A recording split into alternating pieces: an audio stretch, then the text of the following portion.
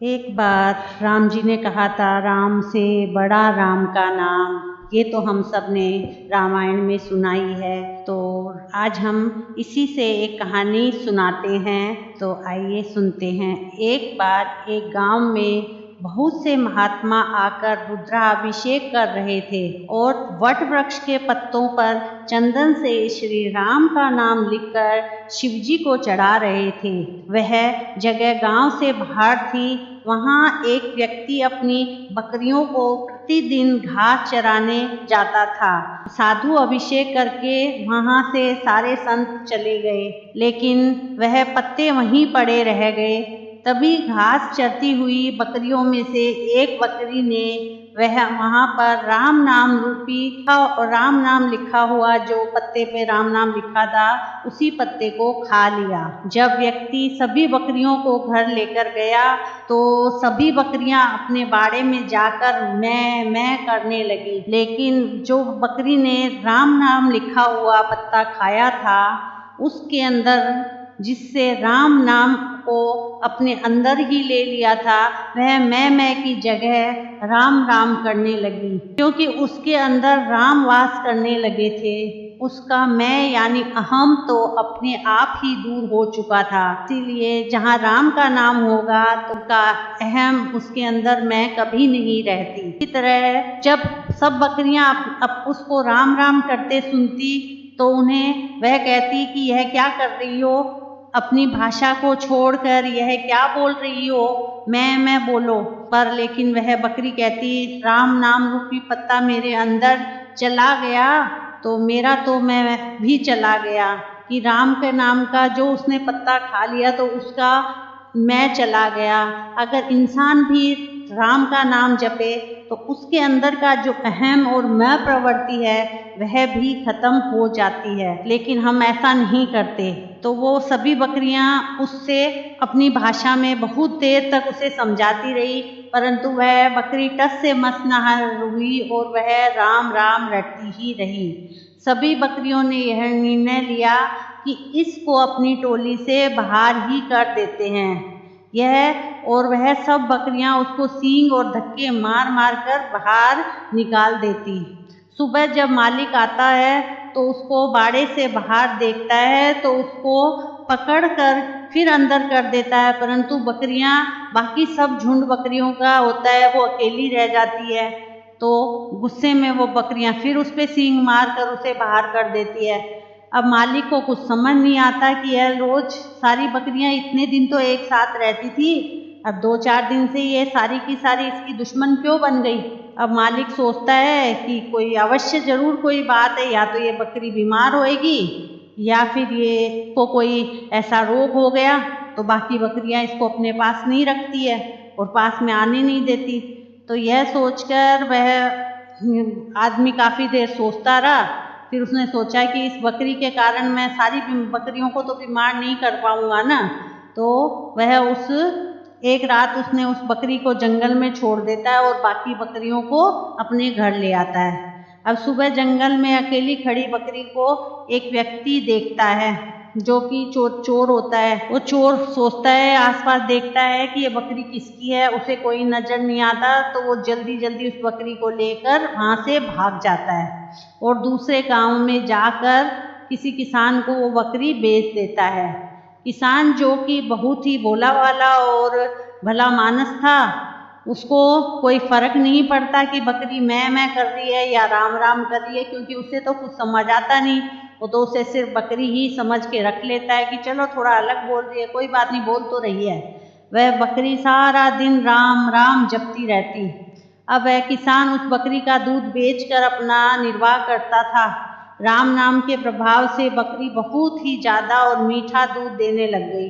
दूर दूर से लोग उसका दूध उस किसान से लेने आने लगे। किसान, जो कि बहुत ही निर्धन था, बकरी के आने और उसके दूध की बिक्री होने से उसके घर की दशा अब सुधरने लगी। एक दिन राजा के मंत्री और कुछ सैनिक उस गांव से होकर गुजर रहे थे। उसको बहुत भूख लगी थी सैनिक को, तो तभी वह किसान का घर दिखाई दिया उसको। तो वह किसान के घर चला जाता है और उसको उस बकरी का दूध किसान उसको पिला देता है। इतना वह दूध पी के बोलता है तुम्हारी बकरी का दूध तो बहुत ही मीठा है और बहुत अच्छा है। अब मंत्री और सैनिक बहुत खुश हुए कि इतना अच्छा दूध तो हमने आज से पहले नहीं पिया। उन्होंने किसान को कहा कि हमने इससे पहले तो ऐसा दूध कभी नहीं पिया, ऐसा क्या है खास है तुम्हारी इस बकरी में। अब किसान ने कहा यह तो इस बकरी के दूध का दूध है जो सारा दिन राम राम करती रहती है। मंत्री उस बकरी को देखकर और राम नाम जपते हुए बड़े हैरान होते हैं कि क्या बकरी भी राम राम जपती है, और वह किसान का फिर भी धन्यवाद करते हैं और वहाँ से चले जाते हैं। चलो नगर में राजमहल में वापस चले गए। तभी उन दिनों राजमाता की राजमहल में तबीयत बहुत खराब चल रही थी। वह बहुत बीमार थी, उनका बहुत वैद्यों से उपचार कराया लेकिन वह ठीक ही नहीं हो रही थी। अब राजवैद्य ने कहा माता जी का स्वास्थ्य तो अब ठीक होना मुश्किल ही है, अब तो भगवान ही इनको बचा सकता है। राजवैद्य ने कहा कि अब आप माता जी के पास बैठकर ज़्यादा से ज़्यादा ठाकुर जी का भगवान का नाम जप करो। राजा जो कि काफ़ी व्यस्त रहता था वह सारा दिन राजपाट संभालते, तो अब माता जी के पास बैठ के राम राम वो तो खुद जप नहीं सकते थे।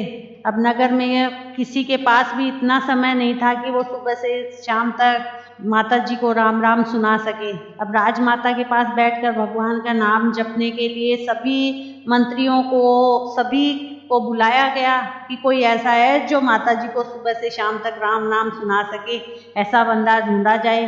तभी वहाँ पे वो मंत्री आता है और वह उसको उस बकरी की याद आती है जो कि सदैव राम राम जपती रहती है। मंत्री ने राजा को उस किसान की बकरी के बारे में बताया। पहले तो राजा को भी विश्वास नहीं हुआ कि क्या कोई बकरी राम राम जप सकती है, परंतु मंत्री ने जब राजा को अपने साथ उस किसान के घर लेके गया और राजा ने स्वयं उस बकरी को राम राम जपते हुए देखा तो राजा को भी बड़ा आश्चर्य हुआ कि ये बकरी कैसे राम राम जप रही है। तो राजा ने किसान से बोला कि यह बकरी आप हमारे को दे दो।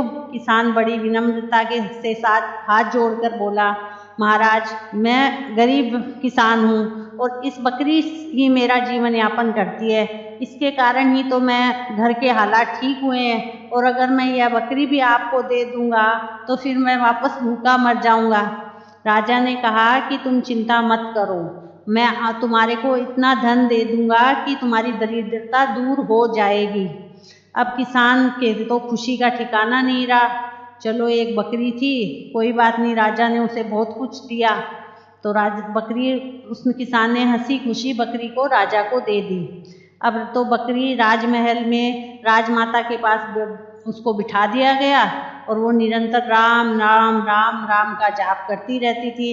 राम नाम कानों में पड़ने से और बकरी का मीठा और स्वस्थ दूध पीने से राजमाता की सेहत सुधरने लग गई और वह धीरे धीरे बिल्कुल ठीक हो गई। अब तो बकरी राजमहल में राजा के पास ही रहने लगी। तो तभी उसकी संगत से पूरा राजमहल राम राम राम राम का जाप करने लगा। अब पूरे राजमहल और पूरे नगर में राम रूपी माहौल हो गया। एक बकरी जो कि एक पशु थी और राम नाम के प्रभाव से सीधे वह राजमहल पहुंच गई और उसकी अहम खत्म हो गई। तो क्या हम मनुष्य निरंतर राम नाम का जाप कर नहीं सकते? हम भाव से भगवान में भाव विभोर होके अपने मन को अगर सच्चे हृदय से राम नाम जाप करें तो हमें जो भी अपना अहम है वह हमसे दूर होगा और हमारे आराध्य देव की शरण हमें मिलेगी और राम नाम जप करने से सद्गति प्राप्त होगी। आगे हम इस जीवन से हम निकल के आगे हमें राम नाम की दूसरा लोग सद्गति प्राप्त होगी। इसीलिए हमें राम नाम अपने जीते दी उठते बैठते सुबह शाम जरूर जपना चाहिए। अपने कठिन इसमें समय में, पूरे व्यस्त समय में भी, पूरे दिन में हमें थोड़ी बहुत प्रभु की भक्ति जरूर करनी चाहिए और राम नाम जप जरूर करना चाहिए। प्लीज़ कहानी पसंद आई तो लाइक शेयर सब्सक्राइब करें मेरे चैनल को। राम नाम की महिमा इतनी है कि वह हमें भव सागर से